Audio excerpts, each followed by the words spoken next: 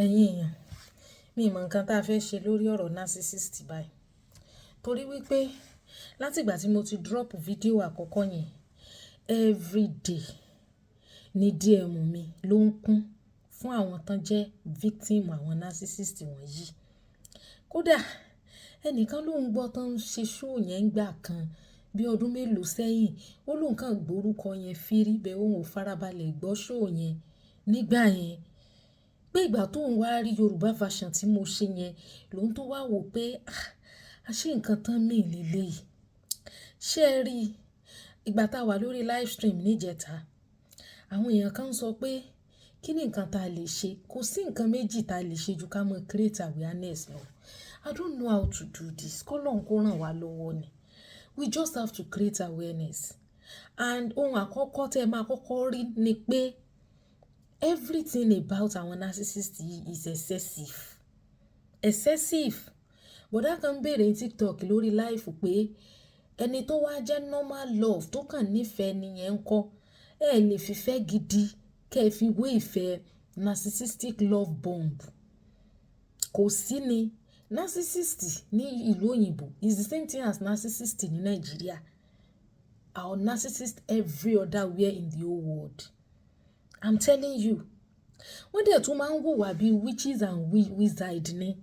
Débi pé tán bá ti mọ̀ báyìí pé àṣírí àwọn ti tú, they will want to avoid you and discard you. Now let me tell you the stages tí narcissist máa ń take àwọn victim wọn through. Àkọ́kọ́ ó ní love bomb. A hover around you. A make ẹ láti lè build trauma bond pẹ̀lú ẹ̀.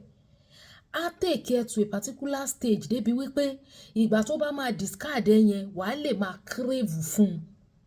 Craving yẹn òun gangan ni purpose ẹ̀. He want you to crave for him or her. Now nǹkan mẹ́ta yìí ni máa fa narcissistic behaviour fún àwọn èèyàn. Àkọ́kọ́ ó ní environment, child and parent relationship. Àwọn ọmọ míì wà tán ti wà over pampered. Bóyá àwọn ọmọ èmi ni onìkan mo bí àwọn ọ̀kan lọ́mọ tàbí àwọn ọmọ tó ṣe pé bóyá onìkan lóbìnrin àbó onìkan lọ́kùnrin tán wá kẹ́ra tán kẹ́ bàjẹ́. So irú ọmọ bẹ́ẹ̀ yẹn á dàgbà láti believe pé gbogbo àgbáyé ló gbúdọ̀ wá mọ́ utilize energy wọn fún òun nìkan. Á believe pé the whole world revolve round òun nìkan. Á believe pé everybody ló gbúdọ̀ jẹ́ supply fún òun láti mọ feed ego òun. Over pamper of ọmọ, then over criticism. Nígbà tí ọmọ bá dàgbà sí toxic environment. Ṣóyé wa? Nígbà tí ọmọ bá dàgbà sí toxic environment. The environment yẹn wá toxic to the extent pé ọmọ yẹn kò grow pẹ̀lú ìfẹ́. Ọmọ yẹn á grow, á wá become bitter. Àwọn ọkùnrin wọn burú gan, obìnrin wọn náà burú. Ẹlẹ́ẹ̀kẹta oní genetics which is hereditary. Àwọn míì máa ń inherit narcissistic trait yẹn. Ó wà hereditary. Ìyẹn fún ẹlẹ́ẹ̀kejì. Then ẹlẹ́ẹ̀kẹta oní neurobiology. That is a kind of abnormality between the part of the brain that controls behavior and emotion. Because àwọn narcissists wọ́n love, wọ́n dẹ̀ ní empathy, wọ́n lójú àánú. Nǹkan wọn àṣejù ni wọ́n fi máa ń ṣe.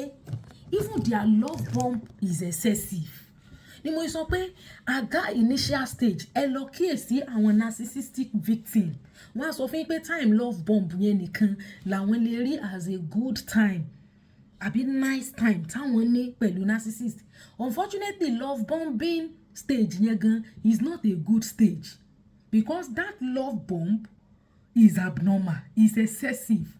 Bí ìfẹ́ tó bá ń choke èèyàn òró gùdùgùdù dá wáíwáí n tó ṣe wípé even nǹkan tó bá wà abnormal gan á ignore ẹ̀ all because ó fẹ́ hover around you. Á ready láti pay anybody tó bá fẹ́ distract ẹ. Even when the person is wrong he will want to pay that person off just to make sure pé òun clear off anybody tó lè call attention sí irú love bomb tó ń bomb ẹ̀. àwọn tán súnmọ́ ẹ á máa ṣe dáadáa sí wọn to psych you and to make you think pé o ti rí messiah.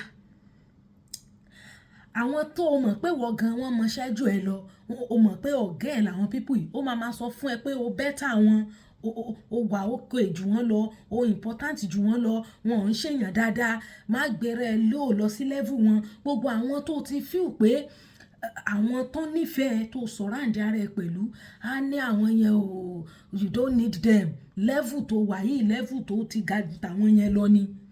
Unfortunately àwọn narcissist àwọn successful obìnrin náà máa ń lọ fún. Unfortunately oríire rẹ òun ló jẹ́ threat àti intimidation fún un. Ó ní low self esteem bẹ́ẹ̀ ó máa pretend bí ẹni pé inú òun dùn sí successful woman tó jẹ́. Unfortunately narcissists are bittered people. Their life is a mess life. They are bitter. They are chronic people, but they will pretend to be happy. That's why you see study says that narcissism is a mental problem. Is a behavioral abnormality, and it is a mental problem. Normal thing only abnormal lọ́dọ̀ wọn, abnormal thing only normal lọ́dọ̀ narcissist. So at that stage of love bomb yẹn, tó bá ti wà sensitive, kò sí ni ó lójú èèyàn tí ò ní fall, especially èèyàn tó bá wà under pressure tàbí ẹni tó bá wà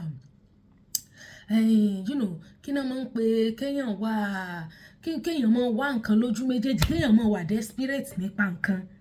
Kò sáà wà love sick pé you just needed somebody just to you are just love sick. And unfortunately àwọn tí wọ́n bá wà okay nínú àwọn narcissist tó bá wà financially okay nínú wọn máa ń burú gan, because àwọn tán lè bá wọn sọ̀rọ̀ position tó ń wà, position tó ṣe pé àwọn tán lè bá wọn sọ̀rọ̀ ò ní lè bá wọn sọ̀rọ̀ ni, because àwọn yẹn náà wọ́n ń rówó gbà lọ́wọ́ wọn. And narcissists ò kí ń change, they only change their victim. That is the reason why a máa ń sọ fáwọn obìnrin, ọkùnrin tẹ́nìkan bá kọ̀ ọ́ lẹ̀ rò dáadáa, ṣèwádìí kó tó fi ẹ̀ bóyá narcissist ni lóbìnrin tó ń fẹ́ fi lẹ̀, because àwọn narcissist the only thing tí victim wọn lè ṣe ó ní kó fi wọn kalẹ̀ lẹ̀. If you are a victim of narcissist, is either kó develop mental, physical or emotional problem tàbí kó fi kalẹ̀ lẹ̀. Even tó bá fi lẹ̀, most àwọn victim wọn sì máa ń nọ́ọ̀sì àwọn either medical problem, mental problem, high blood pressure, etc. Because apart from the love bombing stage, tó bá ti love bomb ẹ tó rò pé o ti réyàn gidi tó ti capture ẹ, àwọn tán tún wicked jù nù wọn yàtọ̀ fáwọn narcissist tán bá wà okay financially, àwọn tán bá tún wà religious nù wọn. Àwọn míì máa ń fi religion bojú, kódà míì báyìí tán bá dé ṣọ́ọ̀ṣì tí wọn ò wà nú ẹ̀mí, wọ́n lè sáré fi hàn joyè, wọ́n lè sún wọn di pásítọ̀ ṣọ́ọ̀ṣì, wọ́n lè sáré fi hàn jẹ́ kínní kankan coordinator nínú ṣọ́ọ̀ṣì. Because when you see the love bomb part of them, you will think you have seen an angel. It's only a psychologist about behavioral therapist náà lè tètè identify pé love bomb ẹni yìí love bomb ẹni gbogbo wùrùwùrù wàràwàrà tó ń ṣe yìí it is too excessive. Now after the love bomb stage tó ti capture either in relationship or marriage àbí tó rí tó ti bímọ, love bomb stage yẹn ò kí ń pẹ́, because initially narcissist wọn kì í ní capacity for commitment. They cannot maintain relationship for a long period of time. Wọ́n mọ̀ pé evil làwọn, they know pé àwọn níṣòro yẹn. Tó bá ti love bomb ẹ tó capture ẹ tán, immediately devaluation máa bẹ̀rẹ̀. It will begin to devalue you. Gbogbo àwọn nǹkan oríire tó ṣe tó fi ń validate ẹni bẹ̀rẹ̀ yẹn, á bẹ̀rẹ̀ sí ní máa sọ pé àwọn nǹkan yẹn weaknesses ni. Á bẹ̀rẹ̀ sí ní máa devalue ẹ. Tó bá jẹ́ pé business ló ń ṣe, á máa ní kí gan ni kí ni mini ìtumọ̀ gbogbo nǹkan tó kó jọ gan, ó yẹ kán lọ ṣe investigation kan tó wà lọ́wọ́ ẹ̀yẹn gan, ó yẹ kán lọ ṣe kinní kan. Á bẹ̀rẹ̀ sí ní máa pè é lórúkọ tó jẹ́, kódà á máa bú ẹ, á máa devalue gbogbo nǹkan tó ti ní, á máa wash ẹ, á sọ ẹ di non-entity, á máa fẹnu bà ẹ́ jẹ́, á dẹ̀ mọ̀ ṣe dáadáa sáwọn tán yí ẹ ká.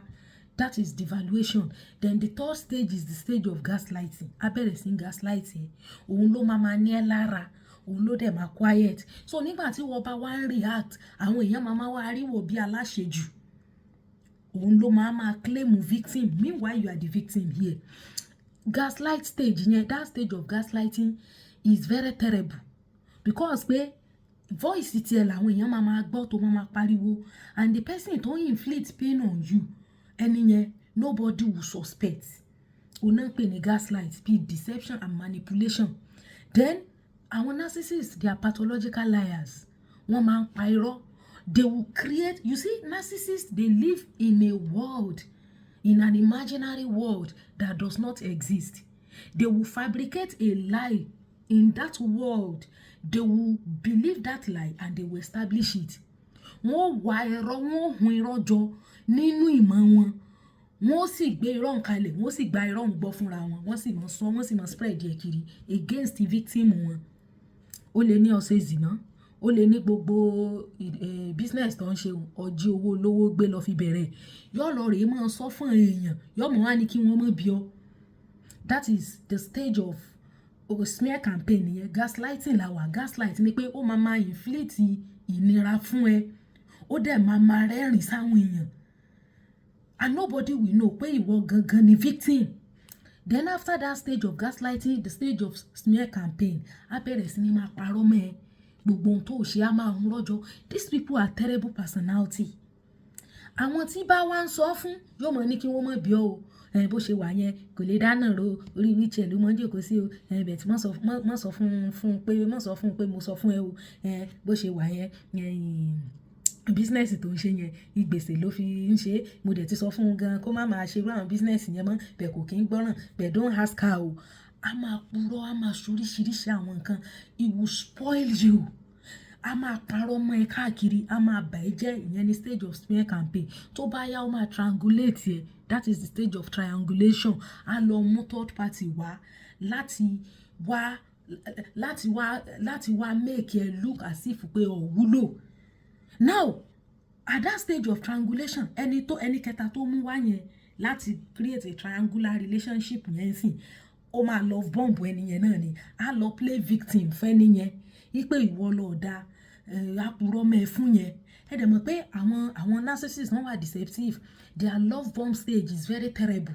It only takes somebody in the right frame of his mind láti mọ̀ wípé ní this is too excessive. Kò sí bí narcissist ṣe fẹ́ pretend. You can't pretend. You see, that excessive will always show in every stages. Because somebody was like, tó bá jẹ́ normal love ńkọ́, kò sí bí èèyàn ṣe ìfẹ́ máa ń pọ̀ ńgbà míì tó jẹ́ pé even bí ìfẹ́ ṣe pọ̀ tó yẹn ó sì máa mú moderation lọ́wọ́. It will still come with moderation. Gbogbo àwọn tí wọ́n jẹ́ victim narcissist yẹn lọ rèé bí wọ́n léèrè at the love bomb stage, ṣé ìgbà yẹn ṣé kan yẹn wà abnormal? It's too excessive. Malice wọn, they can keep malice from January to December. Excessive náà ṣe nǹkan wọn because they are mentally derailed. Now the stage of triangulation, a triangulate. Unfortunately ẹni tó bá ti marry pẹ̀lú wọn tó tún ti wá bímọ fún wọn kì í sábà rọrùn láti sáré break loose unless tó bá yẹ pé relationship ló ṣe wà pẹ̀lú wọn tàbí tó jẹ́ pé tí mọ̀ bímọ. Now start stage of triangulation yẹn ó máa cheat on you. Ó máa get to that stage tó jẹ́ pé it will make the third party yẹn to look pé òun ni áńgẹ́lì. Then you will start doubting your own reality. You will now look as if like a shadow of yourself. Then the next stage is that stage of abandonment. It will just abandon you, discard you, and stop communicating with you. Don't forget that at the initial stage, ó ti love bomb already. Ó dẹ̀ ti mú ẹ wà emotionally attached mọ́ òun. Such that tó bá ti tiẹ̀ dá gbede méjì, òun náà ni ó encourage ẹ in quote láti get to that stage. Tẹ́ bá wá débẹ̀ tán, á wá dédé disappear. There is a video of one woman tí mo máa upload nsìn. She narrated her ordeal. She was with a narcissist for 33 years. Wọ́n ní nígbà táwọn ṣe ìyàwó pẹ̀lú rẹ̀, àwọn àti ẹ̀ ti jọ agree pé omi tán máa ń bù síyàwó lẹ́sẹ̀ nílẹ̀ Yorùbá wọn pé wọ́n ní bu omi sí àwọn lẹ́sẹ̀. Then ijó àwọn hip hop ijó táwọn kan lọ bá wọn gbà, àwọn ti láwọn ò ní jó sí pé because ìwà tó wá ń gbà yẹn ìwà religious person ló wá. Àwọn dẹ̀ feel pé okay, we are spiritual people, so we are not dancing to worldly dance and all of that. Wọ́n ní gbà tó di stage pé wọ́n fẹ́ jójó hip hop yẹn, wọ́n ló kàn déédéé disappear ní àwọn orí. Ibo ló lọ? Àwọn wá wò pé ẹni táwọn ti jọ agree pé àwọn ò ní ṣe nǹkan yìí, ó yẹ kó wà pẹ̀lú àwọn láti jẹ́ pé káwọn lè jọ reject nǹkan yẹn kó má dàbí pé bóyá àwọn làwọn ń gbéraga, àwọn ò déédéé rí mọ́. Ẹni ìdá ó ti lọ, ó ti fà wọ́n sí free, ó ti yọ ṣọ́ọ̀kì lẹ́sẹ̀ àwọn ọmọ nǹkan táwọn lè ṣe than to dance to the tune tí àwọn ẹni yìí provide fáwọn nígbà tẹ́pẹ́ ni táwọn jọ agree láti ṣe àwọn ò rí mọ́. Then ìgbà kan tó máa wọn délé tí wọ́n fẹ́ bomi sẹ́sìn àwọn ò tún rí. Ṣó lọ ọ̀tọ̀ ni, ṣó lọ yàgbẹ́ ni, ibo ló lọ kíní kan tán fi bomi yẹn sẹ́sẹ̀ àwọn. Now ìgbà tó wá di pé wọ́n bẹ̀rẹ̀ sí sọ̀rọ̀ ní over and over, àwọn làwọn wá dàbí pé onígbéraga. Kò dàbí wípé àwọn àtẹni láwọn jọ discuss pé àní bomi sí ẹsẹ̀, kò ní sí gbogbo yẹn, gbogbo cultural distin yẹn. Bí narcissist ṣe máa ń ṣe nìyẹn. Ó máa push ẹ dé stage, ẹ jọ decide, ẹ jọ plan ni. Nígbà tó bá dá gbede méjì yẹn tán, it will just vanish off. Now kò wá sí ẹni tí irú ẹ̀ ó ṣẹlẹ̀ sí tí ò ní máa ronú nípa pé ibo lẹni yìí wà. That is the goal of a narcissist. Ó fẹ́ love bomb ẹ, kó fún ẹ ní trauma bond so that nígbà tó bá máa abandon ẹ, ní méjì ju kó ọmọ ronú nípa rẹ̀ lọ. Kì í sì ṣe pé ò ń ronú nípa rẹ̀ nítorí ó pàtàkì. Ò ń ronú nítorí wípé ìwọ ti fi gbogbo ọkàn rẹ plan nǹkan pẹ̀lú rẹ̀. But his own goal is to get you to that stage whereby you will start craving his presence. Because initially ni ó fà ọ́ dé stage yẹn through love bombing, through hovering around you, through doing things excessively. So all these wicked people, the only thing we can do is to create awareness, spread awareness about those people. And àwọn obìnrin táwọn narcissist ti máa ń bá ayé wọn jẹ́, wọn kì í lóǹkà, wọn kì í níye, ṣùgbọ́n kò ní rìpọ́ọ̀tì fún ẹjọ́ ẹyọ kan àbí méjì lọ. Àwọn méjì tí ó sì sọ yẹn yóò ní zina náà ṣe, yóò bá wọn jẹ́, yóò bastardize wọn fún ẹ to the extent pé ó rò pé tó bá ti rí wọn báyìí kó máa sá lọ ni. Now if you are like that and you are victim, you discover that the person you are interacting with has all these qualities. The first thing you need to do is that, first of all, know that you are not the problem. Because tí ẹ jẹ́ victim narcissist gan mọ̀ doubt reality ara wọn. Pé àbóhùn ni ohun ò dáa ni, àbí tó ń ṣe ni òsùn ni. You are not a problem, you are a victim. You are a survivor. First of all, identify that. Understand the fact that you are a survivor. Know that you are not the problem. Now, the next thing is that detach yourself emotionally. Withdraw yourself emotionally from him. The fact pọ̀ ń rí, èèyàn lè máa ríyàn, kọ́kàn rẹ ọmọ sì wà pẹ̀lú rẹ̀. Tó bá ti, báwo lọ ṣe mọ̀ pé o ti wà emotionally withdrawn ni pé àwọn ọ̀rọ̀ àlùfàǹṣá tí mọ́ sọ ohun kò ní nítumọ̀ sí ọmọ, tọrọ ti mọ̀ pé ọlọ́dẹ orí ni, ó ní mental problem ni. It might not be that easy because initially narcissist ó kàn ní ìdí ẹ fún supply ni. Ìwọ ló ń wá marriage, commitment, relationship, family. You want to build relationship or commitment with him, but òun wà committed because the part of the brain and the mind tó lè ṣiṣẹ́ together láti jẹ́ pé kó build everlasting relationship, that part is damaged because we talk about neurobiology. Àwọn neurotransmitter tó máa help ara láti máa jẹ́ kí ọkàn kó máa rántí tó ṣẹlẹ̀ lánàá, kó máa rántí tó ṣẹlẹ̀ níjẹta, part of that brain ní rẹ̀ ó ti wà damaged. So kò rántí gbogbo àwọn love bombing, àwọn ọ̀rọ̀ yẹn kò rántí mọ́. Narcissists wọ́n live in a world, a fake world. Their world does not exist. They build a fake future with you in order láti hook ẹ. Now gbogbo ìlérí tó ń ṣe fún ẹ yẹn láti rò pé kó máa rí future yẹn mirage ni, kò lè ṣẹlẹ̀ because nínú world tó ń ti imagine yẹn is a kind of imagination tí attitude ti ẹ̀ gan ò lè jẹ́ kí ó ever come to pass. But ó mọ̀ present fake future yẹn fún ẹ láti hook ẹ together with him ni. Now when you might have done that, withdraw yourself emotionally from him. reason tí fi máa ń ṣòro fún èèyàn tí wọ́n fi máa ń pẹ́ pẹ̀lú narcissist ni pé míì ti bímọ rẹpẹtẹ fún wọn. Now ọmọ yẹn kì í ṣe wípé nítorí wípé kó lè build the family pẹ̀lú ẹni, ó mọ̀ jẹ́ kí ọmọ yẹn jẹ́ a kind of hook débi pé ní lè raise ara complete kúrò nínú life ẹ̀ mọ́. That is narcissist for you. Tó bá dẹ̀ jẹ́ pé àwọn tí wọn ò marry sílé bóyá along the line in the relationship or probably nínú ìrìn àjò yẹn ọmọ ò tí ì mọ̀ wọlé, á make sure pé òun ṣe damage kan sínú life ayé victim yẹn débi wípé ní lè tètè mú ẹ̀mí kúrò ńbẹ̀ àbí kó gbàgbé ń pa rẹ̀. Narcissist wọn ì fẹ́ ìtẹ̀síwájú fún àwọn victim wọn. Wọ́n máa ń fẹ́ kí àṣeyọrí tí wọ́n torí ẹ̀ lọ bá obìnrin yẹn káṣeyọrí yẹn kó di ìdàkejì, kóbìnrin yẹn kó dilẹ̀ pẹ̀pẹ̀. Tó bá dẹ̀ jọkùnrin náà ni victim wọn, kọkùnrin yẹn kó di ẹni lẹ́lẹ̀ pátápátá.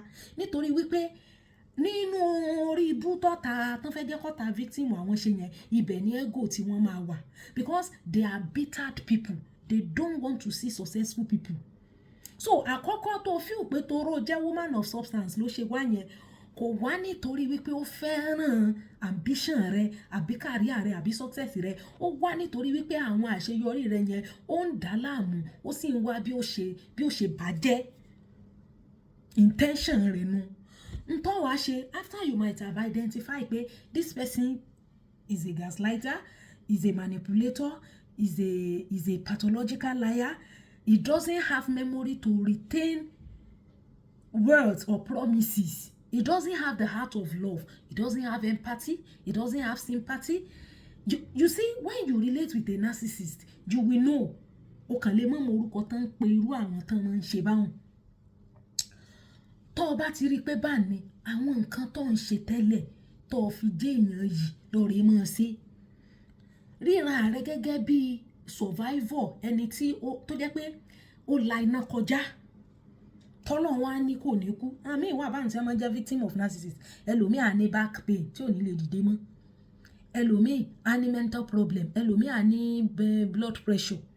Tó ṣe pé yóò sì máa nọ́ọ̀sì medical problem títí for a long period of time.